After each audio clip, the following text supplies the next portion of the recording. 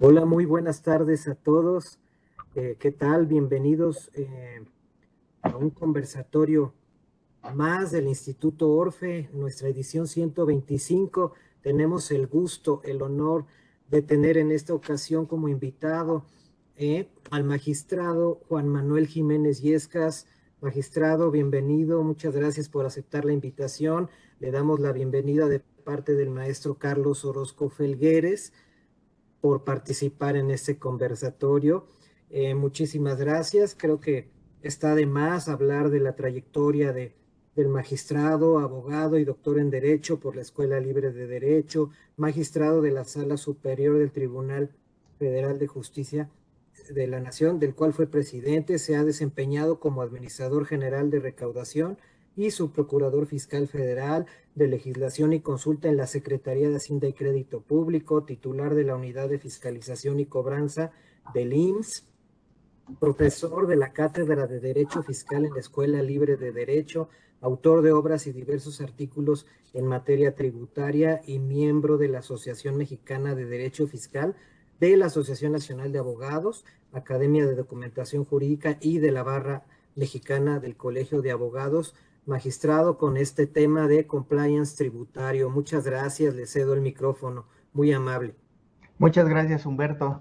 Es un placer estar en este prestigiado programa conversando con Orfe y sobre todo porque sé de la calidad y de el prestigio profesional de la distinguida audiencia que nos está acompañando. A todos ustedes les envío desde aquí un abrazo muy cariñoso y mis mejores deseos. Y entonces, mandándole un abrazo cariñoso también a nuestro querido amigo don Carlos Orozco, pues decirles que me pidió Carlos si podía tocar algunos tópicos sobre lo que es el compliance tributario, que en la última década sobre todo ha estado muy de boga en boca de todos los tributaristas nacionales, pero también es un tema que ha impactado a nivel global. Y en ese sentido quisiera hablarles sobre cuáles serían las causas del compliance tributario. ¿Por qué la necesidad de hablar de un compliance tributario? Y esto es así porque en México, y yo diría que en el mundo, tenemos un entorno tributario de todo complejo, producto de que las normas tributarias son per se complicadas, son complejas, pero también de un mundo globalizado en el que se están desarrollando fuertemente el comercio transfronterizo. Y también esto hace que el marco jurídico tributario sea global y se vaya haciendo cada día más complejo. Aunado a que nuestras leyes fiscales tienen algunas lagunas legales, tienen inconsistencias o incongruencias y sumado esto a los constantes cambios que tiene nuestra legislación fiscal, no obstante que no ha habido reformas en los últimos años a la ley formal y materialmente hablando, sin embargo sí hemos tenido una serie de reformas y reformas muy importantes a través de lo que conocemos como la resolución miscelánea. Entonces, es un escenario que, por lo tanto, por eso me atrevo a decir que es un escenario complejo. ¿Y por qué es complejo? Porque lo que se pretende con este tipo de reformas, que ya no son tanto a nivel de ley formal y materialmente hablando, sino ya son reformas de tipo administrativo, lo que se pretende es evitar la elusión, que no tendría por qué, la elusión y la evasión fiscal, siendo que la elusión pues es permitida, ¿no? Es nada más ver los resquicios que nos da la ley para poder pagar las contribuciones. Y todo esto porque se dice que se ha abusado y ha habido planeaciones fiscales del todo agresivas. Dentro de este marco jurídico complejo que vive la legislación, pues han aumentado en forma por demás importante las facultades de fiscalización de las autoridades como herramientas para ver si se está o no cumpliendo con ese principio de la autodeterminación que tienen las contribuciones bajo el principio de buena fe que debe existir en el pago en el pago de las contribuciones. Pero sin embargo, este incremento que tienen las autoridades en sus facultades de comprobación, sin embargo, están limitadas y no han podido fiscalizar o supervisar como ellas así lo quisiesen. Y si esto le agregamos que a partir del año de 2019 existe un marco jurídico tributario penal que es un tanto cuanto agresivo, aunado a los esquemas reportables que se incorporan en el mismo año al Código Fiscal de la Federación y a distintas disposiciones que se han incluido en el Código Tributario, así como la Ley del Impuesto sobre la Renta, que pretenden reglar el evitar la evasión tributaria, pues tenemos un marco jurídico del todo complejo. Ante esta situación que no solamente es de México, sino yo me atrevo a decir, es un problema global de las distintas legislaciones tributarias del mundo, bueno, se ha visto la necesidad, y es el compliance, de cómo debemos de cumplir adecuadamente. Y entonces se han creado protocolos de actuación por parte de los entes económicos para poder saber cómo cumplir con las disposiciones tributarias, para que más que corregir la situación fiscal, ya sea en forma unilateral por parte de los contribuyentes a partir del principio de autocorrección, seamos preventivos, y eso es lo que buscaría el compliance tributario. Conocer cuáles son las normas tributarias, hacer un mapeo de riesgos tributarios, hacer un mapeo de cuáles son esos riesgos en los que pueden incurrir los contribuyentes que podrían implicar el incumplimiento de alguna norma tributaria y conocerlo ex ante para cumplir en forma adecuada. Es decir, hay que prevenir más que corregir. Y estos a través de protocolos de actuación. Estos protocolos de actuación es de lo que me permitiría hablar a lo largo de estos minutos en los que estaremos en esta charla. Eso es lo que les puedo decir sobre las causas de por qué el compliance tributario. Pero es importante hablar cuál es el concepto, qué entendemos por compliance tributario. Y si me pareció muy interesante y quiero retomar los comentarios que hace la doctora Quintero cuando habla sobre cómo ve ella el compliance tributario. Y ella habla que existen distintas visiones sobre lo que es el compliance tributario. El compliance tributario nos puede servir para prevenir riesgos, que es lo que acabo de hablar. Ahorita hay que ser preventivos y no correctivos, pero que también nos sirve el compliance tributario para incrementar la cultura de la legalidad. Y eso también es importante, cumplir la ley, porque al ser normas administrativos existe el principio de presunción de que los actos administrativos son legales. Y si pensamos que son ilegales, bueno, tendríamos que combatirlos a través de un instrumento jurídico. Entonces, el compliance tributario, desde esta óptica, también lo que pretende es que incentivemos la cultura a la legalidad, que haya un control de legalidad dentro de los entes económicos. Pero también algo muy importante, para mí yo creo que de los puntos más importantes, es el respeto a los derechos humanos que debe de existir. Y este es todo un punto, porque es el cumplimiento de distintas normas, y no nada más la tributaria, sino las normas laborales, las normas de seguridad social, incluso normas académicas o normas de cualquier otra índole, deben cumplirse para respetar a los derechos humanos. Y esto creo que es del todo importante, también es una visión de lo que sería el compliance tributario, y también otros señalan que es una herramienta para neutralizar imputaciones ya de tipo penal. Es decir, si tenemos una cultura de control de legalidad, si queremos prevenir riesgos, también vamos a prevenir que se nos quiere imputar alguna conducta que sea ilícita, o sea, que sea constitutiva de delitos, como les comentaba desde el 2019, en vigor a partir del 20. Bueno, el marco penal tributario pues se ha vuelto del todo agresivo, y hay que tener en cuenta el cumplimiento de las normas tributarias para no llegar a incurrir de buena o mala fe en conductas delictivas. Y también un punto importante que abordaré hacia el final de este conversatorio es el tema del atenuante de culpabilidad.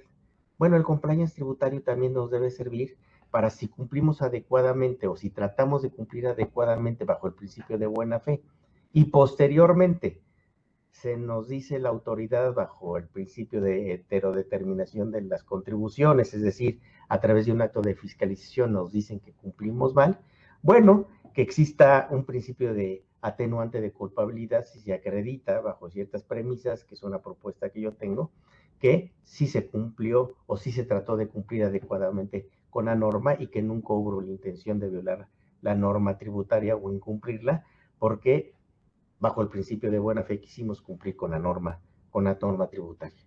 Y también la doctora Quintero nos habla sobre que el compliance tributario debe servir para tener responsabilidad social. Y esto a mí me parece también del todo interesante, porque si analizamos el artículo 31, fracción 4 de nuestra Constitución Federal, vemos que cuando se señala que es obligación contribuir al gasto público a través del pago de las contribuciones, ahí es un principio de solidaridad social que existe necesaria y forzosamente en el pago de las contribuciones. El principio de solidaridad social que está establecido en el 31, fracción 4 de nuestra Constitución Federal.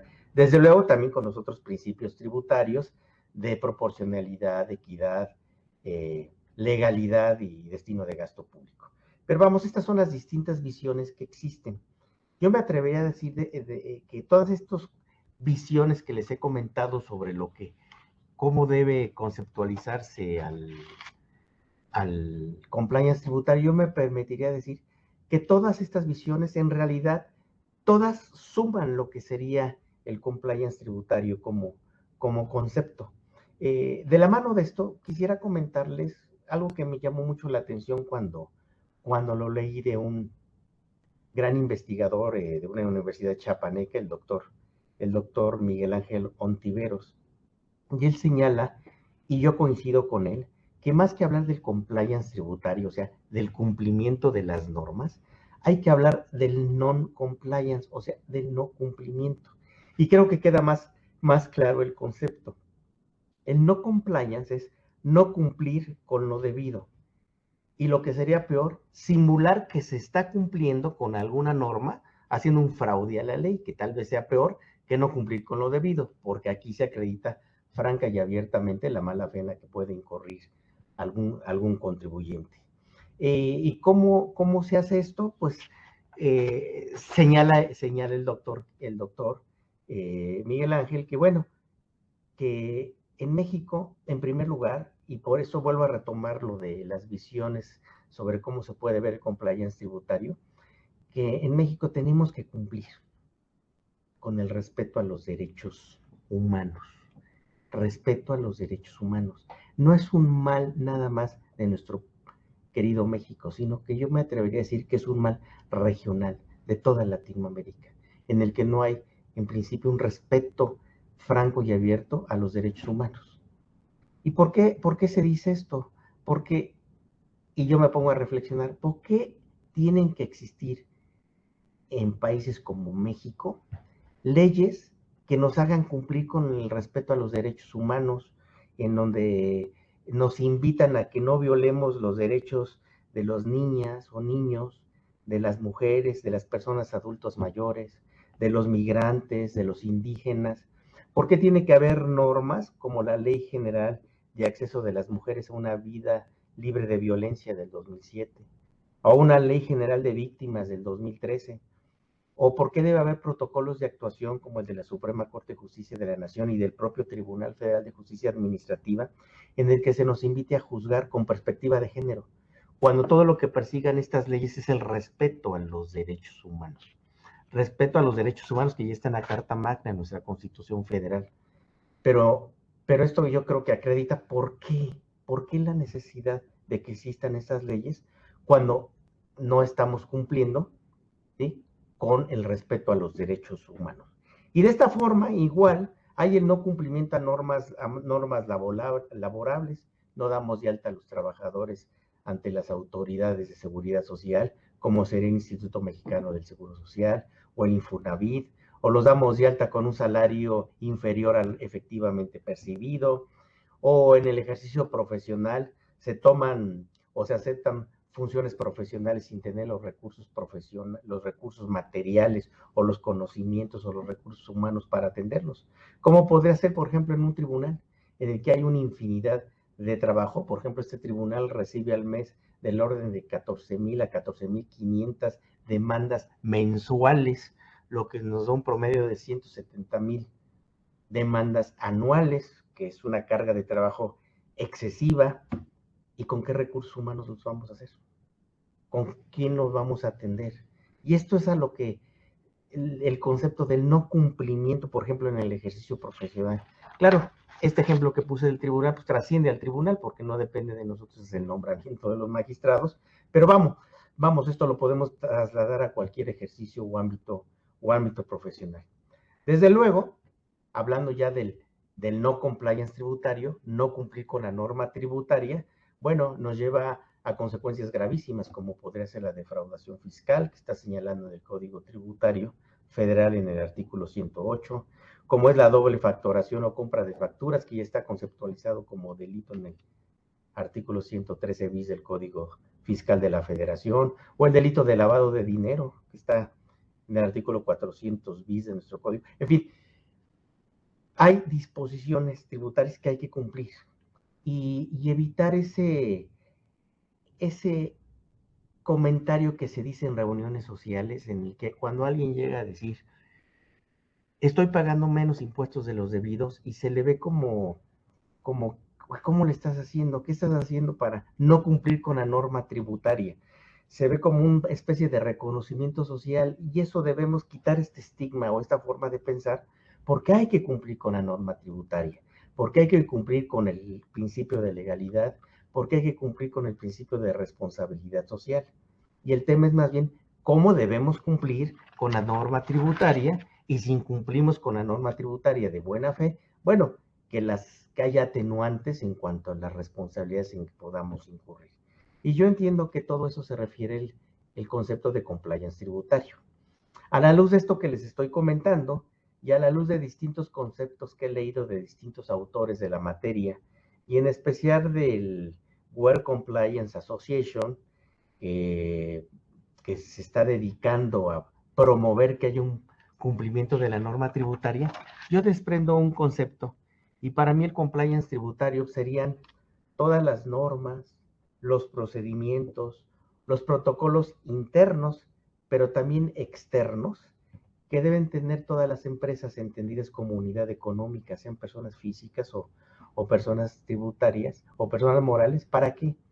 Para cumplir correctamente bajo el principio de buena fe, bajo el principio de autodeterminación de las contribuciones, a que se refiere el artículo 6º en su párrafo 3º del Código Fiscal de la Federación, para cumplir correctamente con la norma tributaria vigente en el momento de su causación y con esto disminuir riesgos fiscales y evitar penas o sanciones.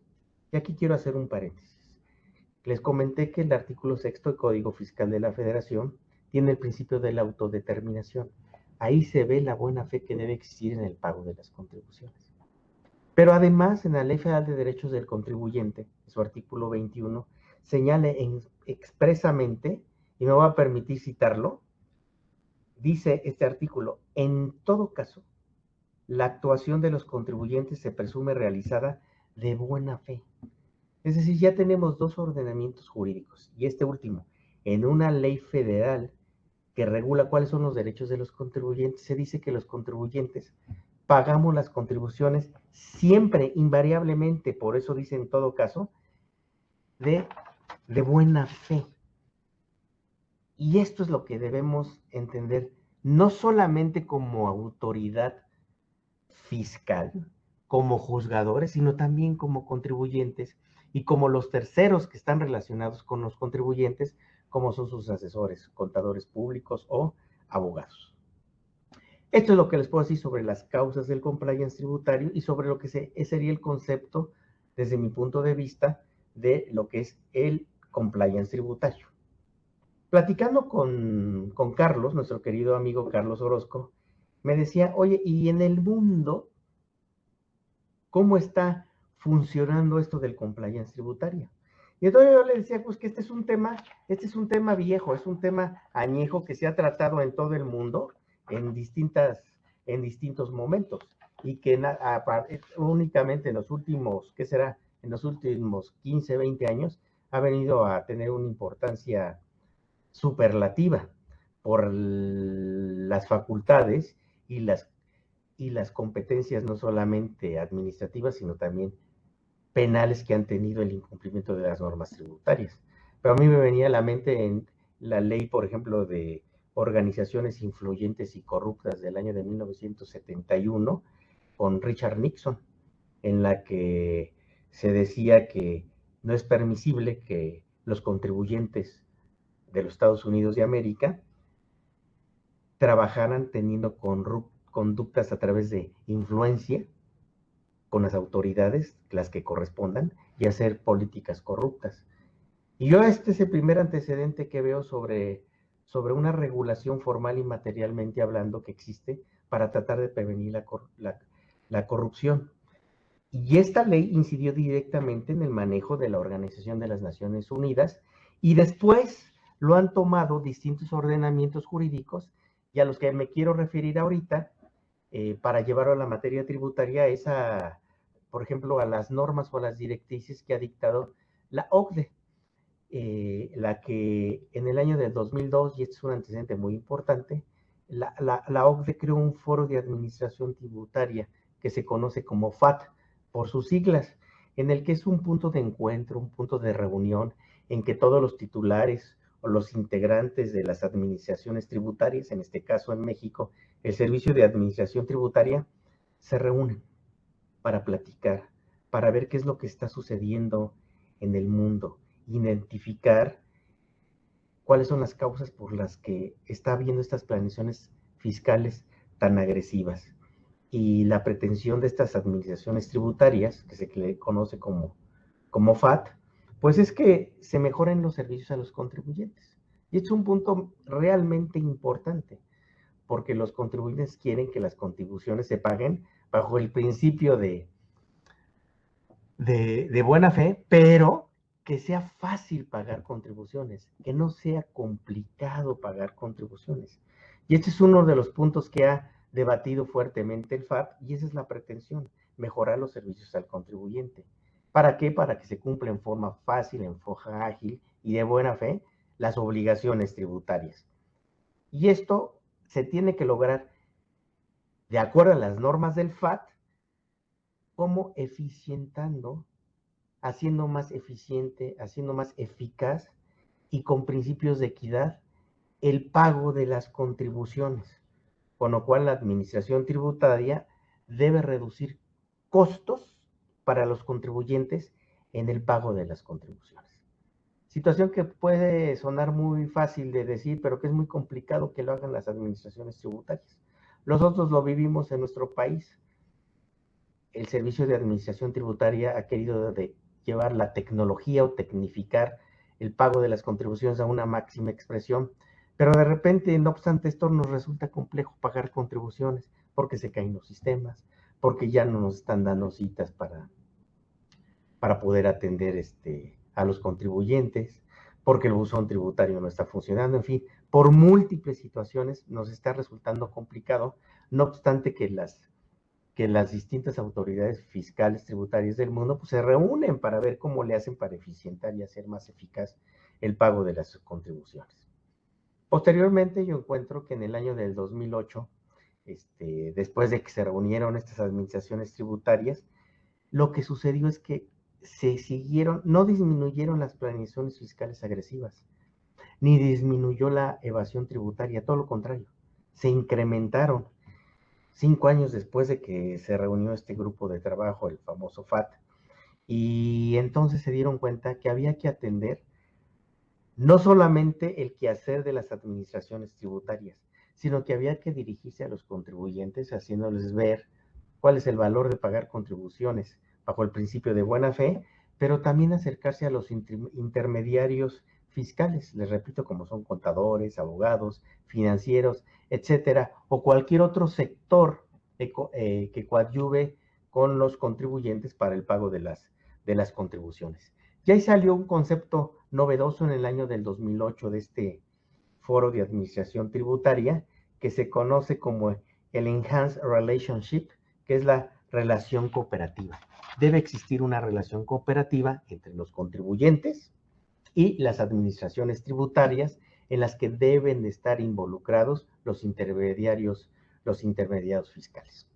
Y así se han ido reuniendo, y yo encuentro en la historia de esto que en el año del 2013 se emite por parte de la OCDE, se emite un modelo de cumplimiento cooperativo que emana de esto que surgió en el 2008 del Enhanced Relationship, de esta relación cooperativa que debe existir entre las administraciones tributarias y los contribuyentes. Debe haber un cumplimiento cooperativo a través de la existencia, y así lo dijo la OCDE, que debe existir algo que denominaron el MCF, que es el marco de control fiscal. Saber cuáles son las normas, saber cuáles son los procesos y los sistemas que existen para el pago de contribuciones, que con toda transparencia los contribuyentes conozcan esas normas que está creando la autoridad tributaria, que conozcan los sistemas, que se garanticen estos sistemas el correcto cumplimiento de las obligaciones tributarias, para que los contribuyentes y los intermediarios fiscales, es decir, sus asesores fiscales, puedan identificar los riesgos y se cumpla en forma evolutiva con las normas tributarias. Bien, ha habido por parte de la OCDE y de este subgrupo en materia tributaria, pues mucho trabajo para invitar a los contribuyentes a que cumplamos adecuadamente con las normas tributarias. Me llama a mí también la atención, platicándolo con nuestro querido amigo Carlos, me llama a mí también la atención una norma española que se conoce como la UNE 19602. Esta norma es del año del 2019, en la que la autoridad española le ha dado una importancia a tal grado que los contribuyentes que se sumen a esta norma van a ser certificados como contribuyentes que están pretendiendo cumplir adecuadamente con el sistema tributario español a través de protocolos de actuación que establece la norma, para que los contribuyentes, si cumplen con estos protocolos, se les considere, si vulneran o violentan alguna norma tributaria, pero teniendo estos protocolos de actuación, acrediten como prueba ante la autoridad administrativa y ante la autoridad jurisdiccional que han actuado de buena fe, como es el principio de las contribuciones, la buena fe. Y esto en España, y entiendo que ha funcionado y ha funcionado bien, y esta UNE está construida a través de comprender la organización de que se trate, porque no todas las organizaciones tienen el mismo control o la misma obligación de pagar contribuciones, según el sector en que se encuentre el contribuyente.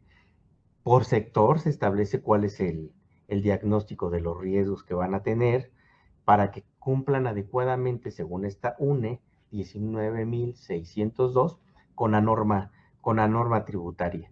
Y un punto muy importante, la UNE, para que sean certificadas las empresas como de buena fe en el cumplimiento de las normas tributarias, establece que las empresas deben tener una constante capacitación en materia tributaria.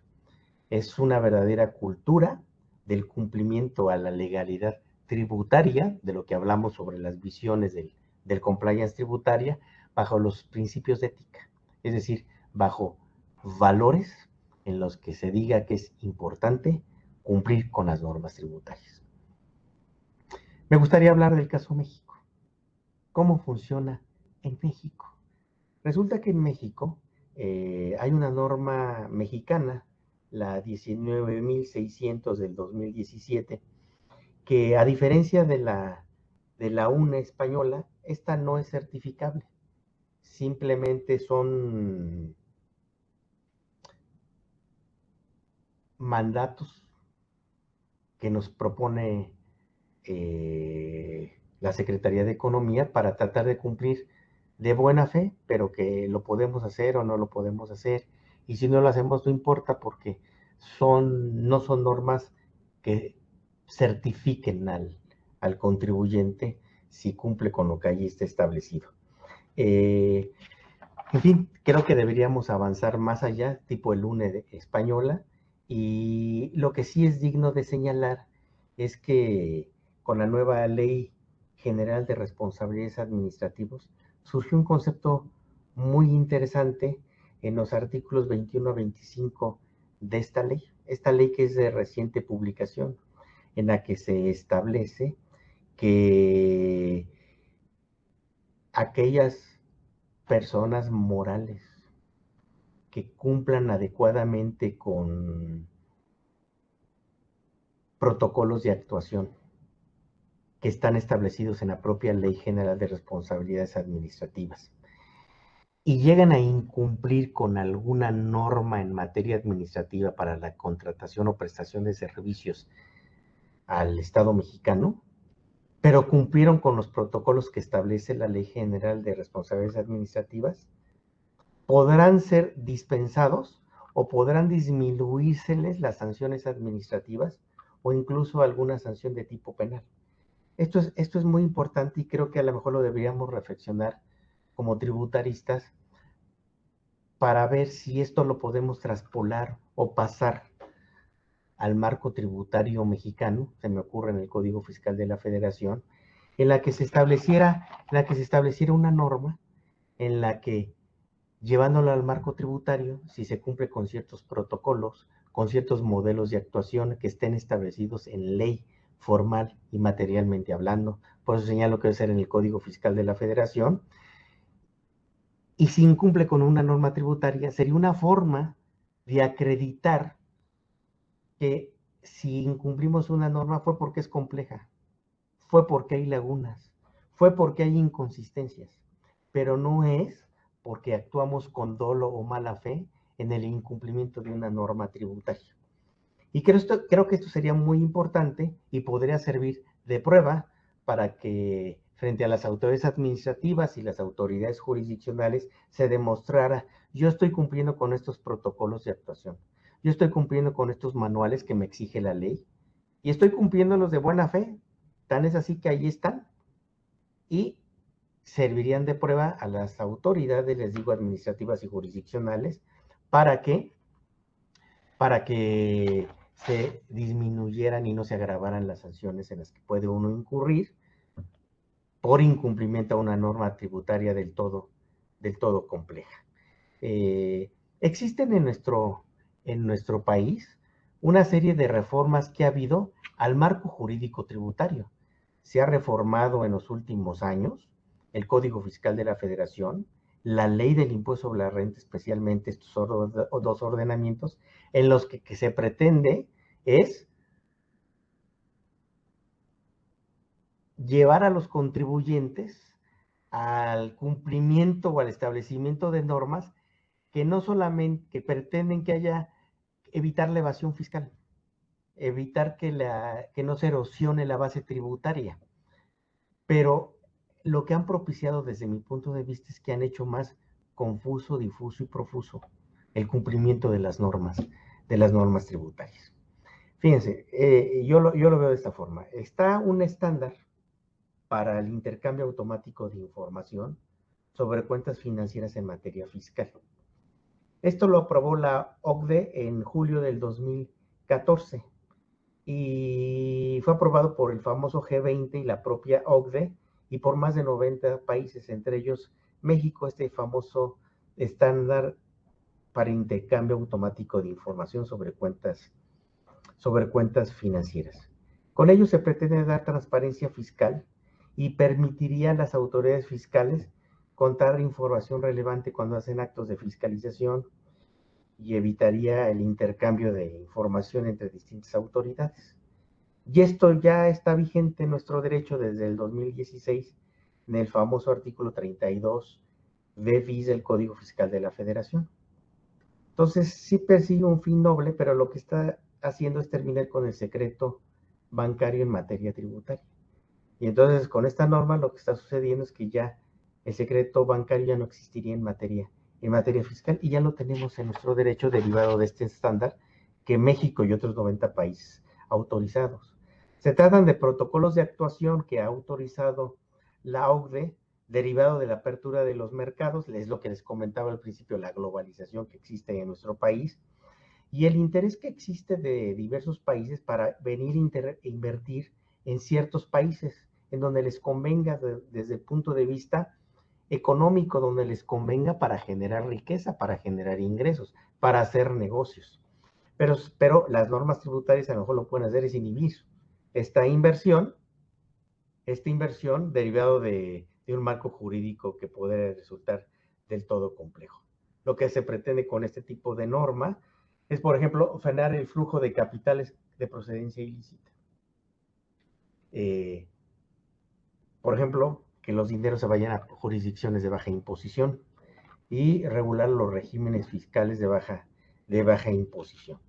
Entonces, lo que se está haciendo es evitar con este tipo de disposición, les repito, el 32b bis del Código Fiscal de la Federación, evitar el lavado de dinero o evitar que se cometan delitos en materia tributaria. Les repito, ese es el año de 2016. Y yo me pregunto, bueno, ¿y esto ayuda para incentivar la inversión o no? Ese es el tema de cómo cumplo con la norma tributaria con disposiciones que a lo mejor son del todo agresivas o de muy difícil cumplimiento. Y por eso retomo el tema. ¿Por qué no crear en ley formal y materialmente un protocolo de actuación en el que, si lo cumplen los contribuyentes, bueno, bajo el principio de buena fe te acredito que incumplí, pero de buena fe, porque está complejo, porque hay lagunas, porque hay inconsistencias en el marco jurídico tributario de nuestro país? También me llama la atención, por ejemplo, en noviembre del 2015, ustedes saben que se publicó el BEPS, el Base Erosion and Profit Shifting, que se publican 15 acciones que tienen que ver con el famoso BEPS, que venían trabajándose desde el año del 2013. ¿Para qué? Pues para evitar la doble tributación, para evitar el uso abusivo de convenios y prácticas elusivas artificiales, es decir, que no se acreditara la materialidad de las operaciones, y para que haya transparencia en el manejo de las empresas y que sí se revelen los mecanismos de planeación fiscal, aunque sean estos muy agresivos. Y eso es lo que pretende el sistema BEPS. Y nuestro derecho no se ha escapado, por ejemplo, a este tipo de disposiciones. Y ya, por ejemplo, en el artículo 69b del Código Fiscal de la Federación, con vigencia desde el año del 2014, pues se está estableciendo el evitar el tráfico de facturas falsas. Y este es un artículo 69b que yo le veo que tiene un alto grado de complejidad, que es la materialidad. ¿Cómo se acredita la materialidad? Sobre todo en la materia de prestación de servicios. ¿Cómo acredito que yo di esta asesoría? ¿Cómo va a decir la autoridad que yo no di esa asesoría? Y ese es un tema muy importante que está en el 69b del Código Fiscal de la Federación. Se quiere evitar el tráfico con facturas falsas, pero ¿cómo vamos a acreditar la materialidad de las operaciones? Aquí está muy interesante el libro de nuestro querido amigo Carlos Orozco, que tiene un libro sobre el particular y en el que habla sobre el mismo. Y es necesario hacer doctrina sobre esto, pues porque es un tema complejo. Por ejemplo, en los tribunales, sea de control de legalidad, como en el que yo presto mis servicios, o de control constitucional, bueno, todavía no nos hemos definido o no salen criterios contundentes sobre lo que es el control cómo probar la materialidad, porque damos un criterio y le damos otro criterio, porque esto está evolucionando. Tal vez valdría la pena que a través de alguna norma también se definiera cómo se acredita la materialidad. Sobre todo, les repito, en la prestación de servicios. Es un tema. Por ejemplo, en el artículo 31A del Código Fiscal de la Federación, que fue de 2014 y luego que se reformó en el año del 2021, pues establece que como se elimina la obligatoriedad en el 14 de la presentación de los dictámenes fiscales, la autoridad tenía la necesidad de seguir contando con la información que se daba en los dictámenes fiscales, y entonces surge este artículo 31A, en el que la autoridad fiscal pide información a los contribuyentes sobre las operaciones que están realizando y que antes se obtenían a través del dictamen fiscal. Resulta que a partir del año pasado ya vuelve a ser obligatorio el dictamen fiscal y seguimos teniendo esta disposición en el 31A del Código Fiscal de la Federación. Información entonces que ahora se tiene que dar a través del dictamen fiscal y también se tiene que dar a través del cumplimiento del artículo 31A del Código Fiscal de la Federación, lo que viene a ser del todo complejo el sistema tributario porque hay que cumplir con estas disposiciones. Me viene a la mente también, por ejemplo, el contenido del artículo 32 bis del Código Fiscal de la Federación, que ya les comenté, que es el que pone fin al secreto bancario en materia tributaria, y es un tema que también hay que tomar en cuenta. Claro, la teleología del mismo es evitar el lavado de dinero y evitar que se realicen operaciones con recursos de procedencia ilícita, pero vamos, siendo un fin noble, nos viene a complicar el manejo tributario en nuestro país. Se me viene también a la mente, por ejemplo, en este cúmulo de disposiciones que han existido, que existen en nuestro derecho, que son recomendaciones de la OCDE y que nosotros hemos tomado en nuestro derecho interno. Por ejemplo, el 5A del Código Fiscal de la Federación, que es una cláusula antiabuso general, en lo que se nos dice que las operaciones tributarias tienen que tener razón de negocio. ¿Qué es eso? ¿Qué es eso de razón de negocio? Todavía no nos hemos puesto de acuerdo.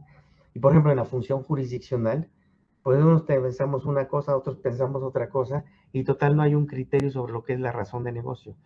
Y yo creo que son términos tan abstractos que hay que pensar en el principio de la seguridad jurídica que todos los gobernados debemos de tener. Con este quinto A, con conceptos tan abstractos, ¿dónde queda el principio de seguridad jurídica que está establecido en nuestra Constitución Federal? Hay que respetar el principio de seguridad jurídica. Y entonces creamos normas para tratar de evitar la evasión e incluso se dice la elusión tributarias, pero esto, me pregunto, ¿es en detrimento del principio de seguridad tributaria?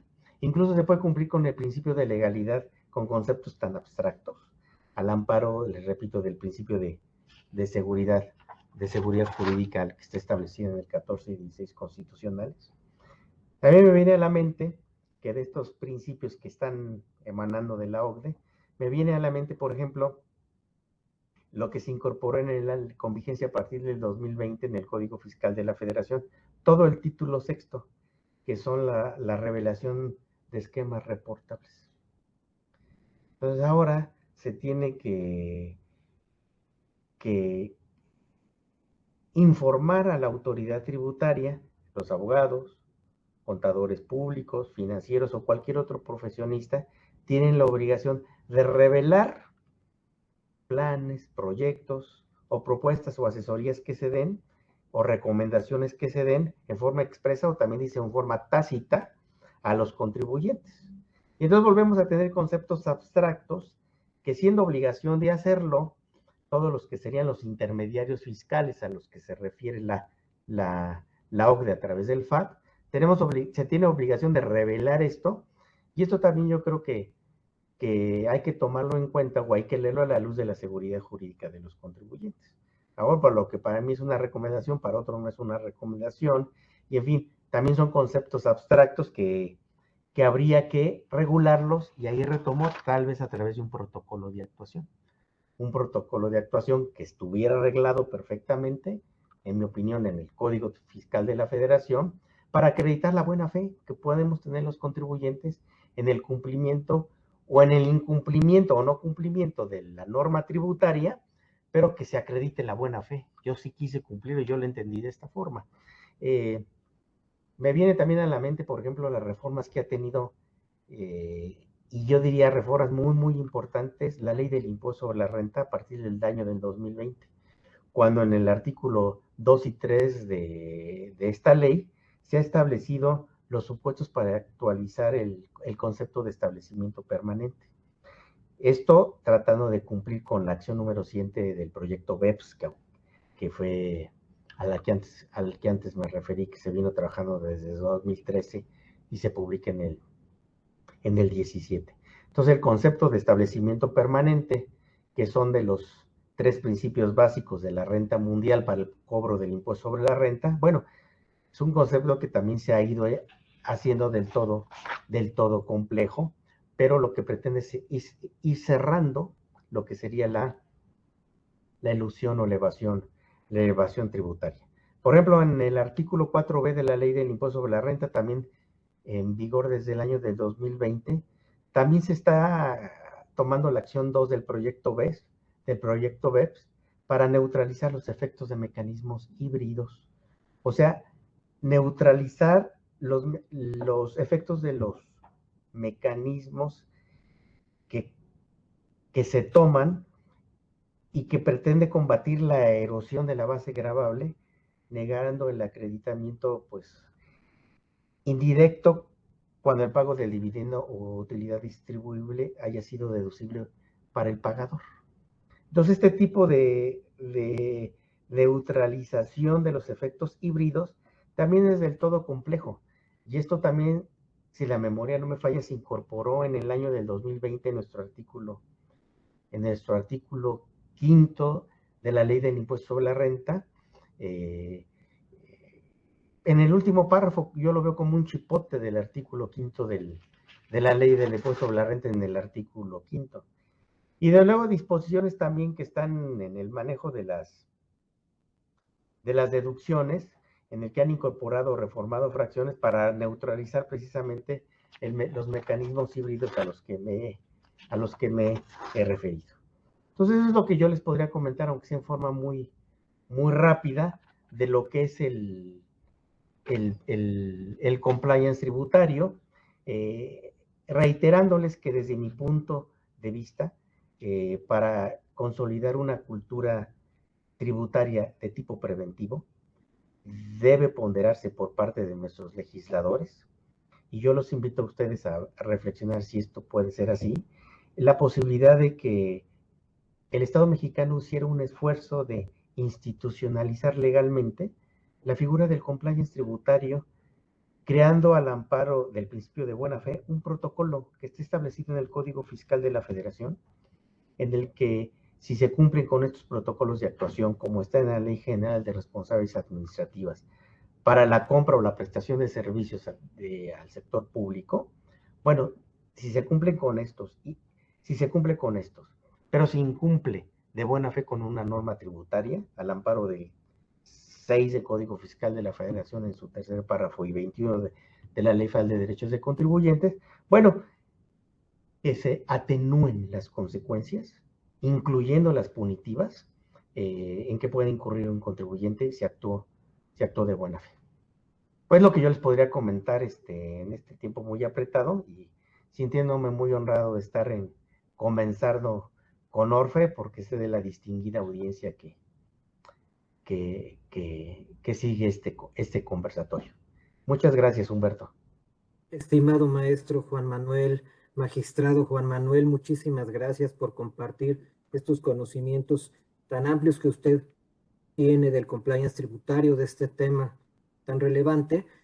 Agradecemos a nombre del Instituto Orfe y del maestro Carlos Orozco Felgueres haber aceptado darnos esta breve charla. Entiendo que es un tema pues que daría para mucho más, pero yo creo que con esto pues ya tenemos una muy buena idea de lo que es este tema. Muchísimas gracias. Tenemos por aquí un reconocimiento para usted. Se lo vamos a hacer llegar vía electrónica. Aquí está. Muchas gracias. Por su participación en esta sesión número 125 de Conversando con Orfe. Y bueno, pues ya sabemos que tenemos algunos otros proyectos por ahí pendientes y agradecemos mucho su participación. Muchas gracias a todos los que se conectaron, todos los que participaron en este conversatorio. Un abrazo a todos y muy buenas tardes. Saludos nuevamente de parte del maestro Carlos Orozco Felgués. Gracias a todos y que Dios los acompañe. Quedo a las órdenes. Un abrazo. Muchísimas gracias. Que tengan bonita tarde todos. Gracias.